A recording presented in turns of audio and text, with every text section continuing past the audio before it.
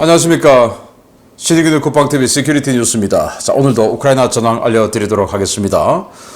우크라이나가 작년 개전 초에 그리고 또 작년 이맘때쯤에 흑해에서 활동하던 러시아의 모스크바함, 정말 가장 강력한 그리고 가장 대형의 군함 격침시켜버렸죠. 그리고 베르단스크, 아조프에 있는 항구도시인데 자포리자주의 항구도시죠. 그 베르단스크에 보급하러 들어오던 러시아 흑해함대의 상륙함들, 엘리게이터급 그리고 로프차급 상륙함들을 포를 쏴서 미사일을 쏴서 격침시켜버리고 파괴시켜버렸죠. 그리고 그 이후에 아주 오랜만에 우크라이나의 자폭 수상 드론이 거의 박치기 공격을 해서 러시아 흑해함대의 4,000톤급 상륙함을 공격했는데, 이게 지금 침몰 직전에 지금 항구로 끌려 들어오는 동영상이 공개됐습니다. 오래간만에 굉장히 큰 전과를 올렸는데 보도록 하겠고, 또 여전히 갈피를 못 잡고 삽질을 하고 있는 러시아군 알려드립니다. 시리그드 국방TV 구독, 알림, 좋아요 눌러주십시오. 전과 먼저 보겠습니다. 병력 640명의 러시아군을 살상했다.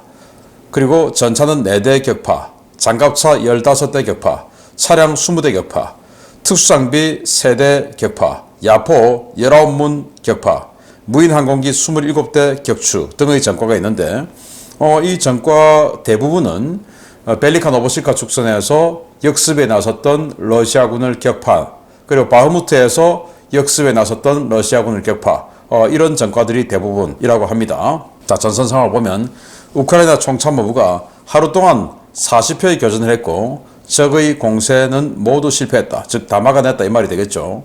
그리고 젤렌스키 대통령은 러시아가 사용하는 샤히드 드론이, 즉 이란제 자폭 드론이죠, 누적 1961대에 달했다. 작년에 샤히드 136 드론이 처음 전선에 등장하고 그리고 계속적으로 등장했을 때 이란이 러시아에게 샤히드 136 드론, 이 샤히드 계열의 드론을 2,000대 판매했다라는 설이 있었어요. 자, 그럼 지금 1961대를 사용했다라고 하니까 이란이 러시아에 판매한 샤히드 계열의 드론은 거의 다 소진되었다라고 볼 수 있고, 그런데 이게 그럼 끝이냐? 아니죠. 이란이 러시아 현지에다가 직접 현지 생산할 수 있는 생산 설비를 지어줬고, 그래서 현지 생산을 또 하고 있죠. 그래서 직도입한 건 다 썼고 지금부터 사용하는 샤히드 드론은 러시아 현지 생산 분량이다 라고 보면 되겠다라는 거죠.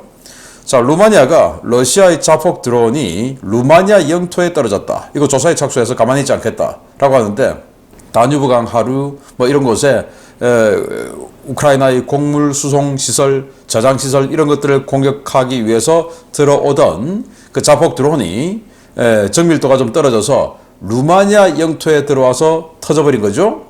그래서 이게 정말 러시아가 쏜 게 맞다면 이건 문제 제기하겠다, 문제 삼겠다라는 거죠. 그래서 큰 문제가 좀 되기를 기대합니다. 자, 우크라이나 자폭 드론이 노보로시스크 해안까지 접근했다. 노보로시스크, 바로 흑해 건너편에 러시아 본토죠. 크림반도 건너편에 러시아 본토에 있는 제법 큰 무역항입니다. 여기까지 들어왔는데 흑해 함대의 군함들이 세바스토폴에 있으면, 세바스토폴 지금 가까우니까 미사일 맞고 자폭 드론 맞고 하니까 상당수의 군함들, 잠수함들이 세바스토폴에서 나와서 노보로시스크에 피신해 있었지 않습니까? 그 노보로시스크 흑해 함대가 피신해 있는 곳을 우크라이나 자폭 드론들이 와서 때린 거예요. 자, 그런데 노보로시스크 인근에서 러시아의 로프차급 상륙함이 드론에 피격됐다라는 동영상이 공개가 됐는데, 자, 일단 8월 3일 날 노보로시스크 어딘가 하면 크림반도 여기 있죠. 케르치대교 여기 있고 아래에 노보로시스크 있습니다. 이 노보로시스크 앞에 바다에 뭔가 폭발이 일어나고 있네요. 그래서 이 폭발을 보면 배도 없고 그냥 폭발만 일어나고 있어요. 마치 우리 해군이 훈련할 때 기뢰를 터뜨리는 훈련하면 그냥 어떤 물기둥만 솟아오르지 않습니까? 그런 것처럼 물기둥만 솟아오르는 모습이 보여요. 그래서 야, 이거 뭐냐? 이러니까 러시아가 이렇게 이야기를 합니다. 자, 이것도 보시면 물기둥만 솟아오릅니다. 배 없습니다. 이 러시아 국방부는 그 다음날 발표를 합니다. 노보리스크 연안에서 우크라이나군의 자폭 드론이 오다가 수중에 암초에 부딪혀서 폭발했다 라고 발표를 하는 거예요. 무슨 천안함 폭심했을 때 그게 북한의 의뢰에 의해서 침몰한 이 천안함을 좌파들이 무슨 암초가 발기해서 발기 암초에 의해서 끊어졌다, 두동강이 났다, 이따위 소리를 했었죠. 뭐 그런 거하고 똑같은 수중 암초에 드론이 맞아서 폭발했다 라고 이야기를 했는데, 문제는 이 동영상이 공개가 된 겁니다. 뭔가 군함이 옆으로 기울어 있죠. 자, 이 동영상을 한번 보시겠는데요. 지금 동영상 보시면 앞에 제법 큰 예인선이 로프를 매달고 이 배를 지금 끌고 오고 있습니다. 끌고 오고 있고, 옆에 기울어지는 것을 받치는 또 터그보트가 옆에 또 붙어 있고, 뒤에서 미는 터그보트도 붙어 있고, 이렇게 해서 노보로시스크 항구 안으로 들어오고 있습니다. 아마도 밖에 흑해에서 작전을 하다가 우크라이나가 보낸 자폭 드론의 옆구리를 맞고 좌현을 맞고 좌현에 구멍이 나고 이래서 지금 좌현 쪽으로 기울어진 건 아닌가라는 것을 확실하게 판단할 수 있는 증거죠. 그래서 러시아가 뭐 수중 암초에 뭐 그랬다. 아까 그거는 이 드론들이 오는 것을 러시아군이 이 기관포 이런 것들로 격파를 한 뭐 이런 것들이고, 뭐 격파가 된 것도 있는 거죠. 그런데 한 대만 보낸 게 아니고 여러 대를 보내니까 이 초계 작전을 하고 있던 상륙함이 무슨 초계 작전이야? 어차피 지금 러시아는 상륙할 능력이 없으니까 이 상륙함들 가지고 초계 작전하고, 여기 함포도 있고 하니까 우크라이나의 곡물 수송선 있으면 침몰도 시키려고 지금 흑해 보냈다가 오히려 맞은 거죠. 그래서 4,000톤급 상륙함, 이 로프자급 상륙함이 흑해 함대 4척이 있었는데 그 중에 한 척은 베르단스크에서 박살났죠. 그러면 3척이 있었을 텐데 그 중에 또 한 척이 이렇게 뭔가 심각한 데미지를 입었다. 침몰 직전이죠. 아마 구멍이 난 것 같은데 그냥 침몰 되어버리지 또 끌려왔네요. 자, 이런 굉장히 바람직한 전과가 있었다라는 소식 보면서 다음입니다.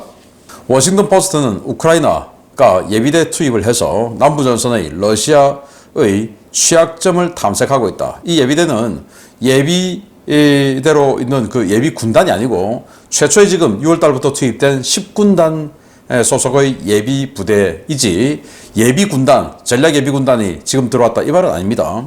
러시아는 자포리자 원전 잔류하고 있는 우크라이나 직원들에게 러시아 시민권을 강요 중에 있다라는 소식도 왔고요. 백악관은 러시아가 북한의 포병 탄약을 구매하려 하고 있다라고 공식 오피셜로 발표를 했습니다. 사실은 같습니다. 이제 독일 국방장관은 집권 여당 그룹이 타우러스 순항미사일을 우크라이나 공유해라 하는 요청을 거부했습니다. 그러면서 뭐라고 했냐? 우리 독일이 기여할 수 있는 것은 이 타우러스 말고도 다른 부분에 많다라고 하고는 거부했는데, 지금 영국이 전달해준 스톰 섀도우 미사일, 그리고 스톰 섀도우 미사일의 프랑스판이죠. 똑같이 같이 개발했으니까 MBDA에서 프랑스가 준 스칼프 미사일 똑같은 겁니다. 이것들이 이제 뭐 재고가 소진이 많이 되고 있겠죠. 그래서 비슷한 유형의 그 공대지 순항 미사일이죠. 타우러스, 사거리가 훨씬 더 길고 위력도 더 셉니다. 이걸 지금 이 독일군이 실전에 배치한 한 50여 발밖에 안 되고 나머지 한 200발 이상은 창고에 있으니까 그 창고에 넣어놓을 바에야 우크라이나 줘라 라고 하는 집권 여당의 의원들의 이런 요청도 국방부 장관은 거부했다라는 건데, 참 하여튼 뭐 속셈이 뭔지 모르겠습니다. 독일이. 자, 그리고 우크라이나는 크레미나 남부 산림지대에서 러시아군을 소탕전을 해서 경멸하고 있다라는 소식 들어왔고요. 쇼이구 러시아 국방장관이 노획한 스웨덴 제 CV9040 보병 전투장갑차를 직접 시찰했다라고 하는데, 지금 보시면 이렇게 시찰하고 있습니다. 그리고 동영상 시찰하는 거 조금 보시겠습니다. 뭐 다 보면 너무 길 테고 지금 이렇게 보고 있는데, 뭐 탄약이나 전투식량 또 공간장갑의 형상 이런 것까지 거의 다 보입니다. 자, 이런 것들이 보여지면 사실은 이 우크라이나에게 무기를 전달해준 서방 국가들은 굉장히 불쾌하겠죠. 아니 우리가 저걸 줬는데 저렇게 멀쩡한 상태에서 저걸 놔두고 도망왔다고? 야, 쟤들한테 우리 거 지금 줘야 되냐 말아야 되냐? 정말 회의감이 들지 않겠습니까?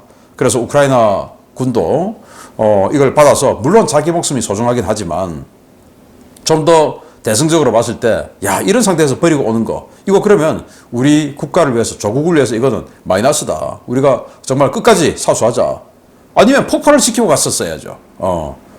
이런 애국심, 사명감, 그리고 책임감 정도는 가져야 된다라고 생각이 되고요. 자, 그러면서 이 쇼이구 장관이 이렇게 보고 있는 이 사진들과 영상들을 보면서 서방 세계에서는 또 뭐라고 하냐?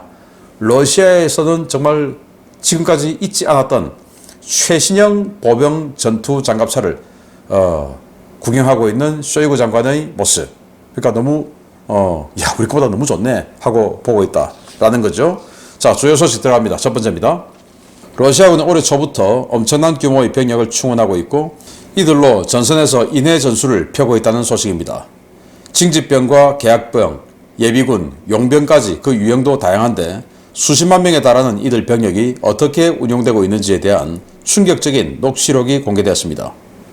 러시아가 올해 1월부터 대대적인 신규 계약병을 모집했으며 이들 대부분은 제대로 된 훈련조차 받지 못하고 전선에 투입되어 일회용 소모품처럼 사용되고 있다고 복수의 오신트 소식통이 현지 시각 8월 4일 리포트했습니다. 소식통들은 현지 시각 8월 3일 드미트리 메드베데프 러시아 국가안전보장회의 부의장이 23만 1,000명 계약병 확보 언급을 전하며 이들 가운데는 새로 입대해 계약병이 된 자원도 있지만 기존 징집병이 러시아 국방부의 일방적 결정에 의해 계약병으로 전환된 숫자도 많다고 전했습니다. 러시아는 이렇게 확보된 계약병들을 전선 후방에 설치한 예비군 부대로 보낸 뒤 부대를 지정하고 전선의 방어부대에 보충병으로 투입하고 있는데요.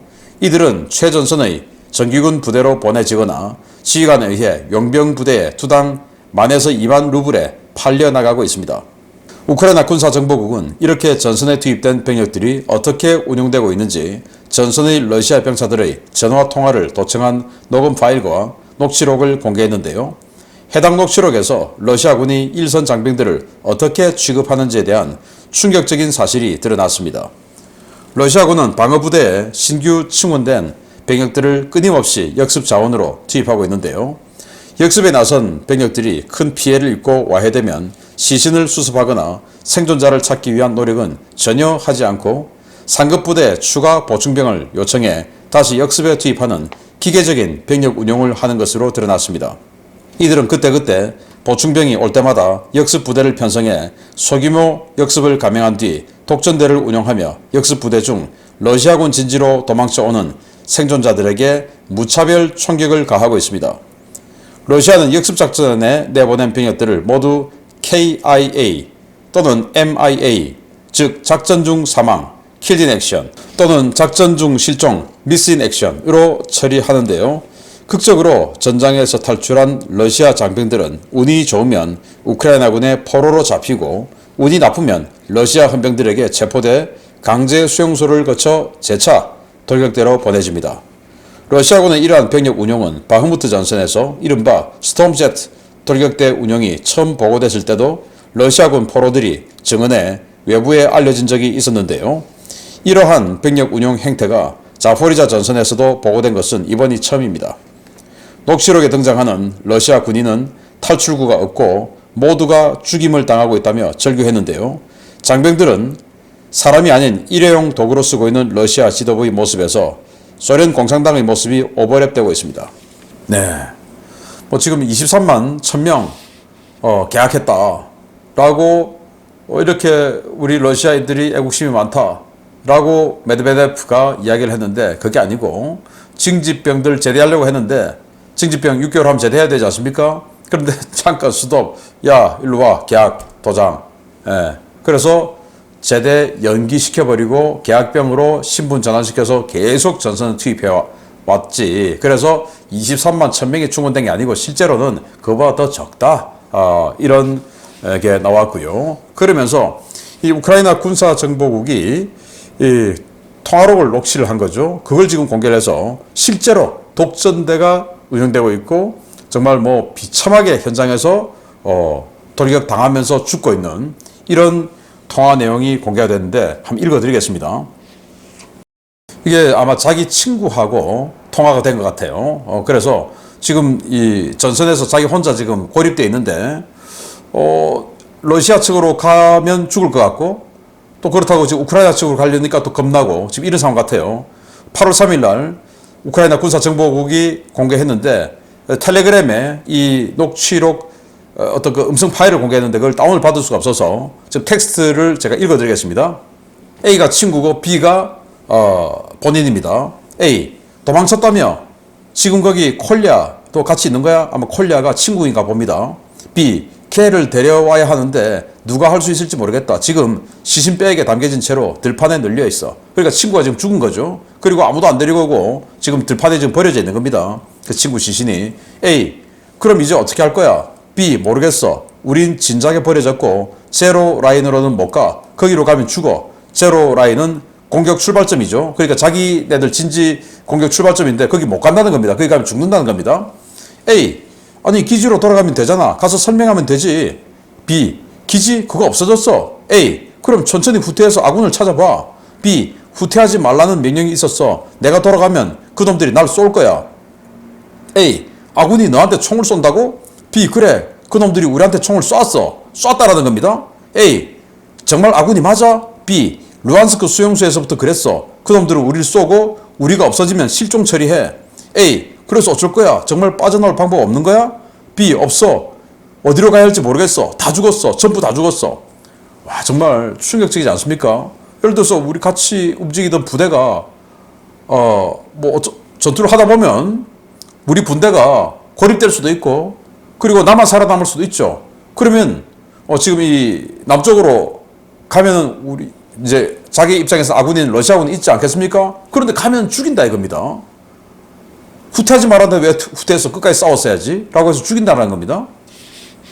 루한스크 수용소에서부터 그랬어 라고 하는 거 보니까 이 B라는 이 친구는 한 번 또 이렇게 탈영한 적 또는 후퇴한 적이 있나 봅니다. 그래서 루한스크의 수용소에 갇혀 있다가 야 다시 돌격할까 안 할 거야 라고 해서 돌격할게요 하고는 다시 나온 뭐 이런 상태인 것 같아요. 그래서 실제로 거기에서 뭐 구타 고문 또는 이 살인 이런 것들을 당하고 보고 나서 이제 겁이 나서 못 가는 이런 상황이 된 겁니다. 이게 지금 러시아군의 현실이에요. 독전대가 실제 운영되고 있고 우크라이나군보다 러시아군을 더 겁내고 있는 러시아군. 야, 정말 기가 차지 않습니까? 이게 현실이다. 이거 나중에 알려지면 러시아 정말 뒤집어져도 10번은 더 뒤집어져야 되겠죠. 자, 이런 상황에서 근위자가 붙으면 최강의 부대, 또 최고로 인정받은 부대 아니겠습니까? 그 근위자가 붙은 전차 부대들이 여러 곳에서 삽질을 하고 있는 상황 보고됐는데 보겠습니다. 러시아가 주요 전선의 주도권을 되찾아오기 위해 투입한 최정예 전차 부대들이 그 명성에 맞는 전투력을 발휘하지 못하는 모양입니다. 바흐무트 전선과 벨리카 노보실카 전선에서 우크라이나군의 역습을 시도했던 최정예 전차 예단들이 모두 패퇴했다는 소식입니다. 러시아군이 현지 시각 8월 3일 주요 전선에 정예 전차 부대를 투입해 역습을 시도했으며 이 과정에서 수십 대의 차량과 장갑차를 잃고 패퇴하며 공세 시작 지점까지 우크라이나군에 빼앗기는 촌극을 연출했다고 복수의 오신트 소식통이 현지 시각 8월 4일 리포트했습니다. 공세가 보고된 곳은 벨리카 노보실카 전선과 바흐무트 전선인데요. 벨리카 노보실카 축선에서는 하루 전인 8월 2일 공세를 시도했다가 우크라이나군 드론과 포병 부대에 박살났던 제5 근위 전차 예단이 다시 공세를 시도했습니다. 제5 근위 전차 예단은 제136 근위 차량화 소총 예단, 제218 전차 연대와 함께 T0518 도로 축선을 따라 파상 공세를 폈는데요. 러시아는 그동안 잃었던 도로 축선상 주요 정착촌들을 일거에 탈환하기 위해 포병 전력과 항공 전력의 지원을 받으며 돌파전을 시도했습니다. 공세를 폈던 부대 가운데 일부 전력은 도로를 따라 고속 돌파를 시도하며 6km 이상 북진하는 데 성공했는데요. 스타로마이어스케 정착촌에서 북쪽으로 6km 떨어진 블라우다트네 정착촌까지 진격했던 이들 부대는 우크라이나군의 반격을 받아 여러 대의 차량을 잃고 도주했습니다. 이 과정에서 T-90M 전차와 T-72B3 전차를 보유한 제5 근위 전차 예단은 별다른 역할을 하지 못한 채 우로자인 정착촌 인근에서 쉽게 제압됐는데요. 러시아 밀 블로거들은 돌파전의 주역이 되어야 할 정예 전차 부대가 너무도 무기력하게 패주했다며 현장 지휘관을 맹렬히 성토하고 있습니다. 러시아군의 역습 시도는 바흐무트에서도 보고되었습니다. 러시아군은 바흐무트 남부의 감제고지인 클리치시우카를 탈환하기 위해 도심 지역에 있던 병력까지 빼내 전 전선에 걸쳐 역습 작전을 시도했는데요. 저지대에서 시작한 이 역습은 우크라이나군의 강력한 포격과 드론 공격에 의해 몇 시간 만에 간단히 제압되었습니다.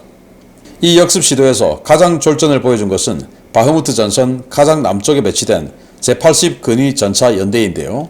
최정예 제90 전차 사단 예하의 핵심 전력인 80연대는 쿠르디미우카 정착촌에서 정면의 우크라이나군 제28 기계화 예단을 공격했다가 실패하고 우크라이나군의 쿠르디미우카 정착촌 진입로만 열어주고 도주했습니다. 제28 기계화 예단은 서방제 장비가 배치되지 않은 부대로 구형 T-64BV 전차와 BMP-2 전투장갑차로 무장한 부대인데요. 제80 근위 전차 연대는 자신들보다 한 세대 이상 뒤떨어진 장비로 무장한 우크라이나군에게 별다른 저항도 하지 못하고 교전이 본격적으로 시작되자 전장에서 바로 도주했습니다. 제80 근위 전차 연대는 벨리카 노보시카 축선의 제5 근위 전차 여단과 마찬가지로 T-90M 전차와 T-72 B3 전차를 주력으로 보유한 정예 전차 부대로 바흐무트 전선의 해결사로 전격 투입된 전력인데요. 전투가 벌어지면 일반 부대보다 더 빨리 내빼는 근위 칭호 정예 전차 부대들, 러시아군 최정예 부대의 수준이 이 정도라면 나머지 부대의 수준은 안 봐도 뻔할 것 같습니다.